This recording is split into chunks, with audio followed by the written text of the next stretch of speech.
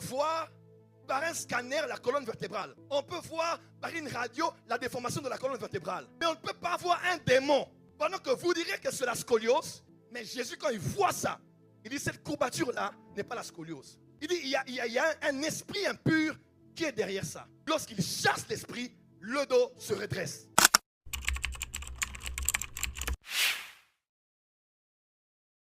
Luc 13, verset 10 à 13, la Bible déclare, Jésus enseignait dans une synagogue le jour du sabbat.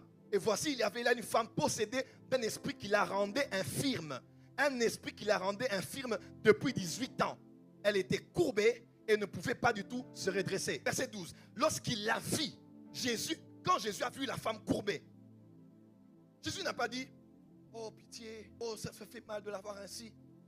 Jésus n'a pas vu le dos courbé de cette femme. Il est écrit, Jésus lui dit, femme, tu es délivrée de ton infirmité.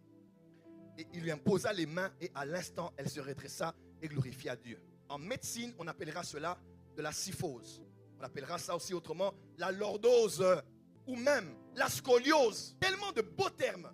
Et je bénis Dieu pour les médecins, ils font leur travail. Et c'est tout à fait normal. Mais on peut voir par un scanner la colonne vertébrale. On peut voir par une radio la déformation de la colonne vertébrale. Mais on ne peut pas voir un démon. Pendant que vous direz que c'est la scoliose qui a déformé cette colonne vertébrale. C'est la déformation de la colonne vertébrale. C'est tellement intelligent ce qu'on dit. C'est médical et c'est intelligent. Mais Jésus, quand il voit ça, il dit cette courbature-là n'est pas la scoliose. Il dit il y a un esprit impur qui est derrière ça. Lorsqu'il chasse l'esprit, le dos se redresse. Il y a des problèmes que nous voyons. On peut y mettre des mots scientifiques, des mots psychologiques. Et pourtant, ça n'a rien à voir avec la médecine. On peut faire de la kiné, on peut faire des traitements. Il n'y aura rien tant que quelqu'un ne vient pas dans le nom du Fils de Dieu qu'on appelle Jésus et ne dit femme, sois guérie maintenant. Scoliose, sort, l'esprit impur sort. Dans Marc 9, verset 25, il est écrit, Jésus voyant courir la foule, menaça l'esprit impur et lui dit, esprit muet et sourd, je te l'ordonne, sors de cet enfant et n'y reviens plus. On amène à Jésus un enfant sourd et muet. Médicalement parlant, qu'est-ce qu'on va dire?